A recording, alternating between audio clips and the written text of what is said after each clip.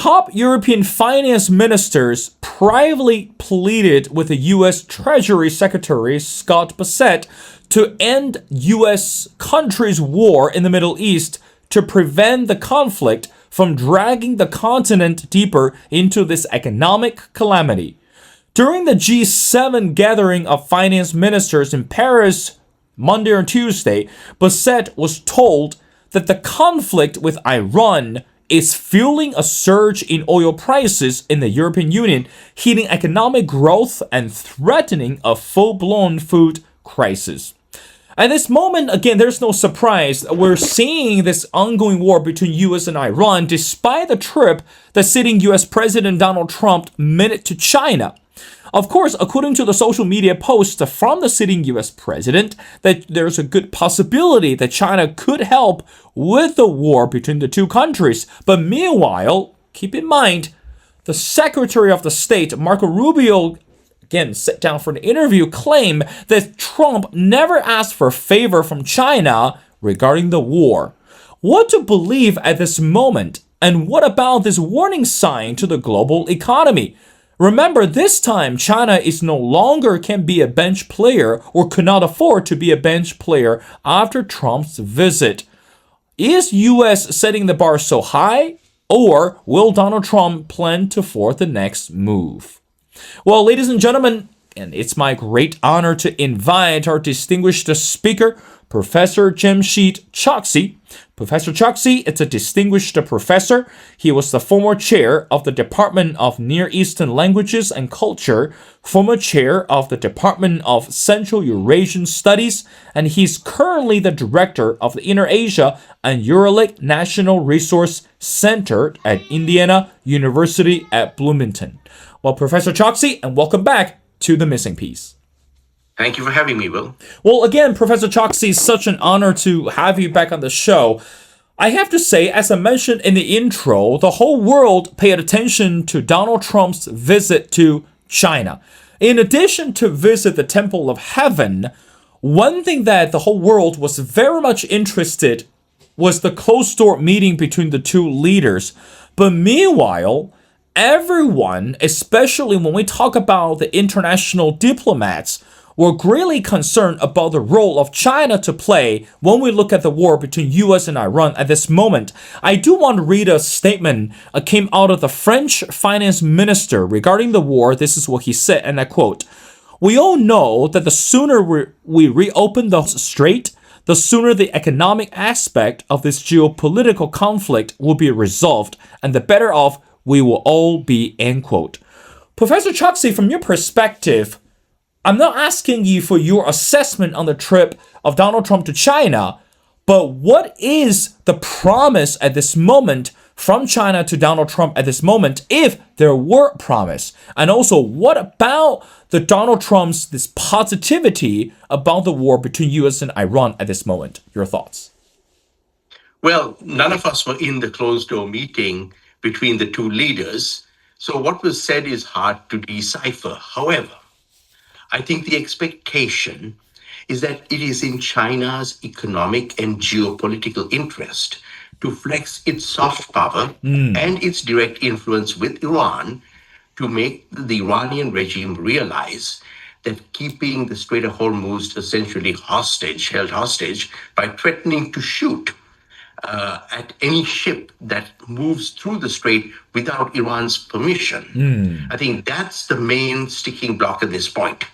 The real dilemma is that Iran is demanding that the United States recognize Iran's sovereign right to the Persian Gulf. Now, it may be called the Persian Gulf, just like it's the Gulf of Mexico or the Gulf of America. Names are flexible, but in reality, international waterways are the right of all the neighboring countries and of all other countries that wish to engage in commerce through those waters. So that's the real problem we have right now. That is, Iran essentially is holding the world hostage and demanding that the Persian Gulf be given over to Iran. The reality, Will, is that even if the United States recognized Iran's sovereign right to the Persian Gulf, that would be meaningless because it is not the United States to give. The waterway belongs to the world, not to the United States or to Iran. And I think that's the point at which China can flex its influence to tell Iran, look, let's get serious here, Tehran. You cannot claim to own international waterways because this directly affects China. And yes, it affects the European Union, but it affects the entirety of Asia and Africa because China needs to have liquid gas and petroleum, and it has to flow through the Strait of Hormuz. So that is essentially the deadlock that we have.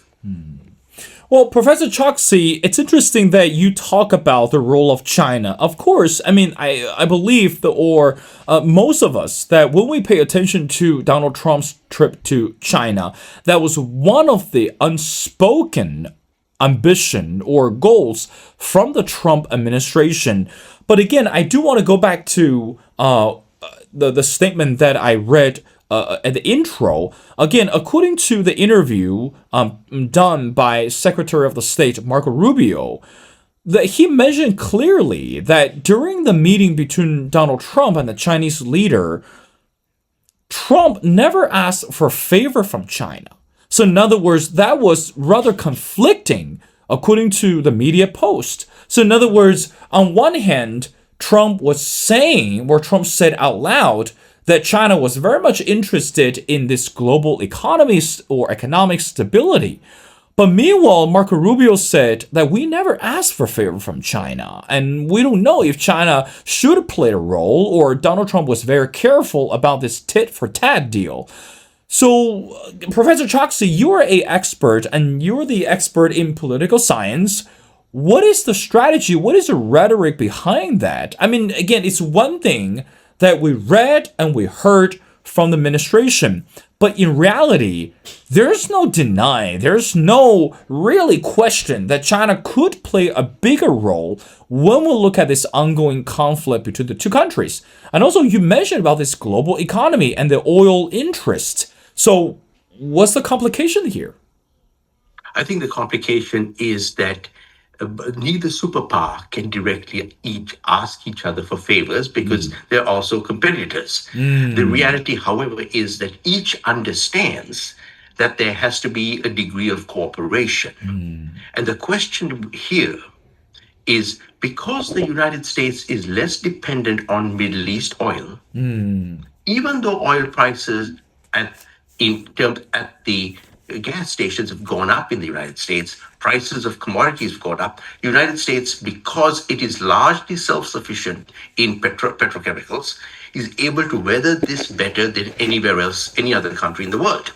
I guess the expectation is that since China is indeed suffering from this petroleum scarcity, despite the fact that China has invested and is frankly on the leading front of renewable energies, despite that, China needs petrochemicals from the Persian Gulf far more than the United States. So my read is that Secretary Rubio and President Trump are of the position that President Xi Jinping would have to make a calculated decision that it is in China's interest to ultimately play a larger role. The question is, at what point does China feel it has to move? At what point does the pain get too difficult, too much in China, and also in the United States? However, we do return to the basic issue, and that is the nuclear issue can be resolved in one way or the other, either through negotiations or through military action. Regime change is apparently off the table in Iran. So the fundamental question is, how does one convince the Iranian regime that it is ultimately not in the Iranian regime's interest to keep the Strait of Hormuz closed? Well, let's keep something in mind, that While Saudi Arabia, Qatar, all these countries are suffering economically because they cannot export their oil and natural gas. And the whole of Asia, the whole of Africa, the whole of the Middle East, and frankly, the entirety of the Americas are also suffering. Iran is suffering too. Iran has reached almost maximum capacity in terms of storage of its petrochemicals. So the reality is that there's some point at which Iran is also going to face the reality that it needs to open the Persian Gulf. And so that's going to be the point at which, when is it in the regime's economic interest, that it also realizes it has to open the Persian Gulf. Professor Choksy, let's look at some of the countries in the Middle East. And again, the beginning of the war happened on February the 28th, 2026. And of course, that again, we're seeing this ups and downs and throughout the war. But meanwhile, I want to read something to you. Again, it's quite confusing to a lot of international players at this moment. And it says, on the surface, the war seems a perversive objective. For example, the UAE sought to dissuade Trump from attacking Iran initially. It prohibited the US from using its airspace. It is home of one of the largest Iranian diasporas in the world, with as many as 500,000 residents of Iranian regime. I mean, again, we know that at this moment, a lot of countries are still caught in the middle. I mean, it's really not about a dancing game. It's not really about picking a side. This is the game of hesitation. Countries in the Middle East, no one would like to be caught in the middle. And especially between wars, or especially in the middle of the wars. But meanwhile, we'll look at the attitude of UAE, we'll look at the attitude of, again, many other countries. Why do you think that today those countries continue to suffer, or may not use the word suffer, continue to undergo this tremendous confusion of Donald Trump's strategy? So in other words, is it time for Donald Trump to clarify the air, to say, hey, I do have some plans, I do have some strategies, but give me time, give me space, give me room. It might not be clear at this moment, but eventually it will come out, or it will be clear in due season. So how long do you think the countries in the Middle East can hold on to this confusion, this puzzlement, or is it time for the Middle East countries to say, you need to make a decision at this moment? What do you think of that?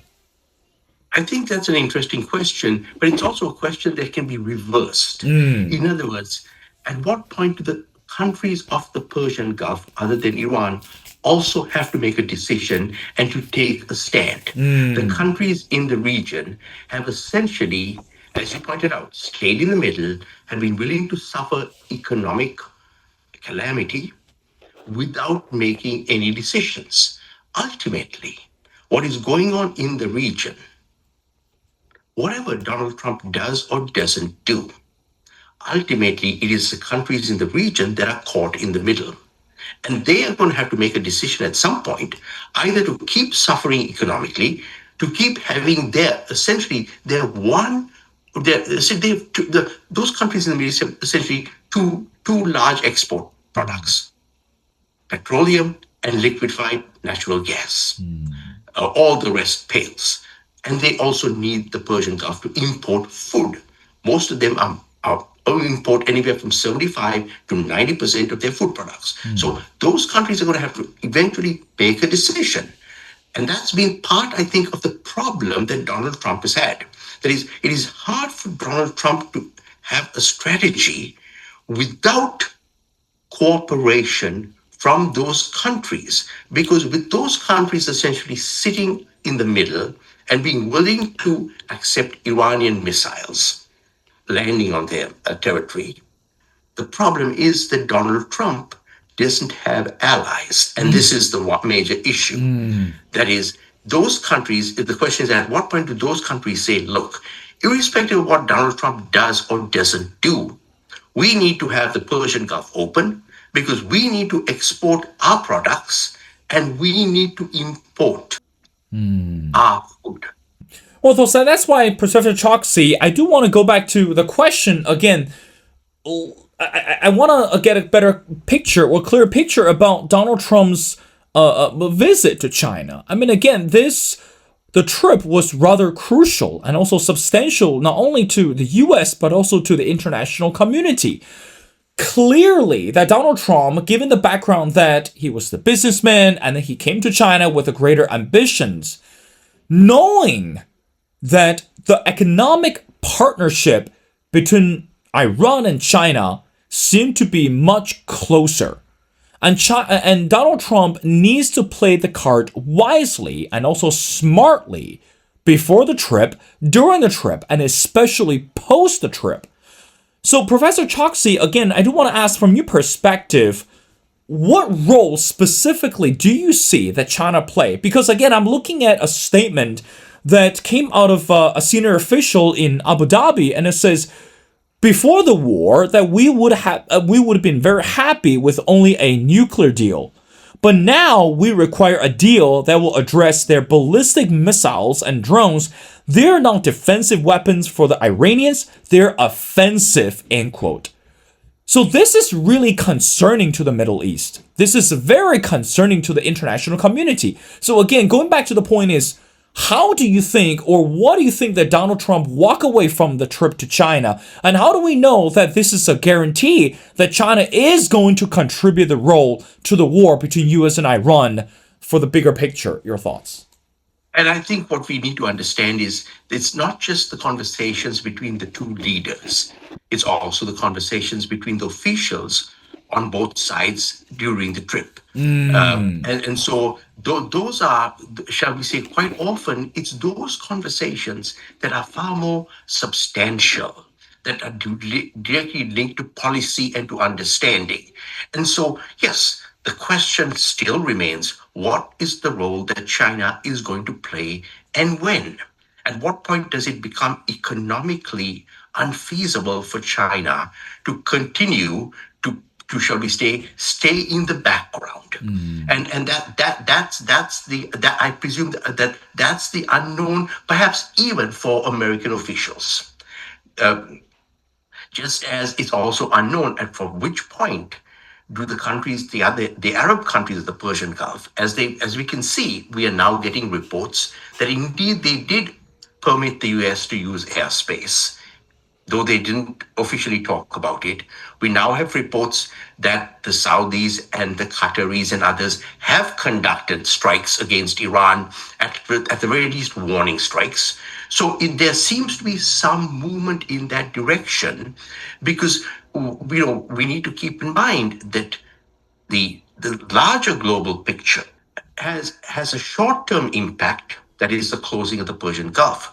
But the business community of the world tends to always move forward. So let us look at another recent example.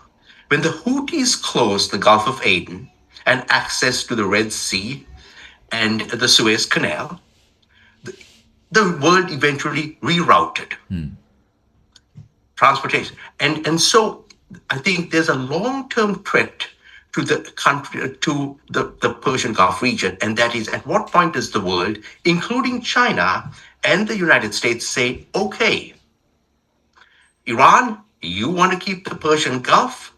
Good luck. We're just going to start moving communications. Okay, so you threaten to cut the communication cables under the Persian Gulf? We'll lay them elsewhere. You won't let commodities go in and out? Well, fine. The Arab states will reroute their gas, their oil. So this may, in the long run, part of the strategy I would gamble in Washington is that there's short-term pain, but there are long-term gains. And one of the long-term gains is to essentially prevent the Strait of Hormuz from being this choke point that it has been. It has become a major choke point in terms of oil, gas, but also communications. And so at what point does the United States and the world say, well, okay, Iran, you can have your little pond, we're walking away. Now, what do you do with it? I think we're looking at two different pictures here: a short-term economic problem, but a long-term. I think the world is going to look at these choke points and say there are other ways to deal with it. Because Professor as you Choksy, pointed out, because as you pointed out in the court, the countries of the Gulf know that there is no way you can prevent not just Iran, any of these countries from having missiles and drones and holding the region hostage. Professor Choksy, I have two more questions before letting you go. Now, let's talk about the reality. According to the latest report, again, I'm looking at a news headline from the Washington Post, and it says Trump says he's caught off an attack on Iran to give talks more time. The president said he postponed a planned strike at the urging of Middle Eastern leaders. But meanwhile, within the Trump administration, Defense Secretary Pete Hegseth and General Dan King, chairman of the Joint Chiefs of Staff, mentioned again. The statement is about the Pentagon's acting controller, Jules Hertz III, told lawmakers that the war has cost the Pentagon at least $29 billion so far, not counting the significant damage that Iranian forces have caused to U.S. base in the region. How do we assess that number? $29 billion. I mean, Professor Choksy, I am no mathematician, but I know that this war escalated on the daily basis, and despite what we're seeing on the ground, so what's next? Because again, Donald Trump says give more time to the Iranians to think about the consequences. But to the voters, it doesn't look that way because voters are looking at the numbers. Voters are looking at the data, the statistics. Those things don't lie. So what is the reality that the voters need to understand today? So it is interesting that they're both the direct costs and the indirect costs of the war. And the indirect costs for the Pentagon are probably closer to, maybe double the figure that has been mentioned. Now, the impact on American midterm elections. Well, I wish I could give you a straight answer, but the reality is I think it's far more complicated because as we are seeing, yes, on the one hand, the Republican Party is not polling well among the American public. However, the Democrat Party is also not polling well. That's right. And we keep seeing Donald Trump being able to get his supporters out, at least in the Republican primaries, to support candidates who he pushes. So the picture for the midterm elections in the United States is very cloudy. Americans do ultimately tend to vote on domestic issues, including the economy, rather than international issues. So this impact, I really think that even the best of domestic American experts, at this point, it is difficult to say how it will work out. But there's another reality that is, irrespective of how the midterm elections go, whether Trump retains Congress or whether Congress goes to the Democrats, irrespective of that, the war in the region, or shall we say the stalemate at this point, continues. And the fundamental question is, how does one either convince or force the Iranians to stop attacking maritime trade? Because, we're not talking here about the Iranians attacking American naval vessels. They're attacking global commerce. And so this circles back to China, Russia, the United States, all these countries. At what point does it come that this is ultimately not about the Iranians attacking the United States? Yes, they have damaged some of the bases in the region. The United States will learn from those lessons, reinforce those bases. That's just strategic learning. The larger question is, how does one prevent this from recurring, and not just recurring with Iran? Well, maybe next year it'll be Qatar or the Emirates who decide they're going to block the region, or some other country decides to do so. So there's that larger problem, I think, that we are dealing with, and I think it's that larger problem that China also eventually is going to have to address. Well, Professor Choksy, I do want to end our conversation by asking you the last question. As you and I were speaking right now, Russian leader Vladimir Putin is actually paying a state visit to China. And again, coincidence? Perhaps not. Right after sitting US President Donald Trump left the country, of course, this is another major news headline to the world. So I want to hear your final thoughts, Professor Choksy. What are your expectations? Perhaps the different conversation about the war in Ukraine? And perhaps that even a step further, the exhalation about the world instability towards the economy. But again, at the end of the day, no one likes to be fooled as a player. Your final thoughts. Yes, and it is, of course, it is, shall we say, a mark of Beijing's ascendancy that you have back-to-back world leaders coming to China. The question, however, is that Russia right now is far weaker. It really is no longer a superpower. And the Russian economy is on the verge of collapse. So I would read the two trips very differently.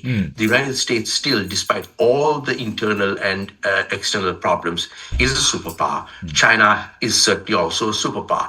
I think the Russian visit of Putin, I would see more as a pilgrimage to Beijing, whereas the meeting between Trump and Xi Jinping is more a meeting of equals. The question is, how do those two superpowers now navigate and, shall we say, maybe not just establish, but maybe reestablish a functional world order? Because, as we have often talked about, the world needs to move on. You have battles, you have struggles, but there are billions of people around the world who, on a daily basis, have, shall we say, more important things to do in terms of their lives, their struggles, their need to feed their families, the need for security, than countries, battling over waterways. Well, again, ladies and gentlemen, it's such an honor to speak to Professor Jamsheed Choksy. Professor Choksy currently is the director of the Eurasia and Uralic National Resource Center at Indiana University, Bloomington. Again, Professor Choksy, thank you so much for your time. It's been a pleasure. Again, like I mentioned before, we couldn't appreciate more about your insights and analysis regarding global affairs. And most importantly, we hope that it's not about the decision that the leaders make. It's really about the stability and also the trust that the international community that demands today. So thank you so much for doing this.